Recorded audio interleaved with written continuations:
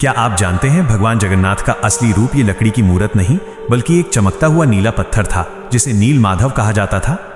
आखिर ये दिव्य पत्थर गायब कहां हो गया और भगवान अधूरी मूरत में क्यों बदल गए? ये कहानी 17वीं सदी के मालवा के राजा इंद्रद्युम्न से शुरू होती है। उन्हें पता चला कि ओडिशा के घने जंगलों में भगवान विष्णु साक्षात नील माधव के रूप में पूजे जाते हैं।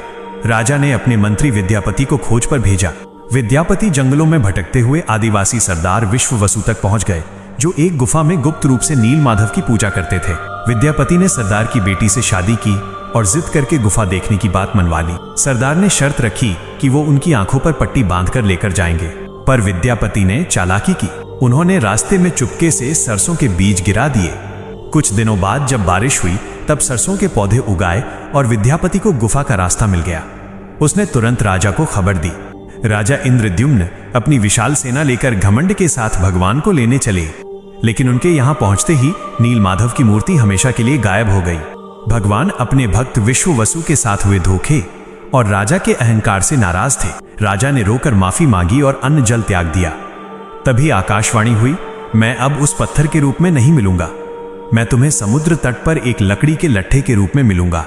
कुछ समय बाद पुरी के समुद्र तट पर एक विशाल अद्भुत लट्ठा तैरता हुआ आया। राजा समझ गए कि यही भगवान का नया रूप है। उन्होंने तुरंत आदेश दिया कि इस पवित्र लकड़ी से भगवान की मूरत बनाई जाए।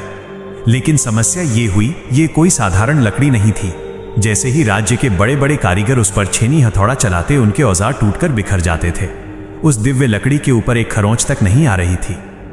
तभी स्वयं भगवान विश्वकर्मा एक बूढ़े शिल्पी के रूप में आए। उन्होंने कहा, मैं इनसे मूरत बनाऊंगा, लेकिन मेरी एक शर्त है, 21 दिनों तक कमरा बंद रहेगा। अगर बीच में दरवाजा खुला तो मैं काम छोड़कर चला जाऊंगा। राजा मान गए। 15 दिनों तक अंदर से छेनी चलने की आवाज आती रही, लेकिन फिर सब एक दिन शांत हो गया। रानी गुंडिचा को लगा कि वह बूढ़ा शिल्पी शायद अंदर मर गया है। घबराहट में उन्होंने दरवाजा खोल दिया। अंदर देखा तो शिल्पी गायब था और वहां पर भगवान जगन्नाथ, बलभद्र और सुभद्रा की अधूरी मूर्तें थीं।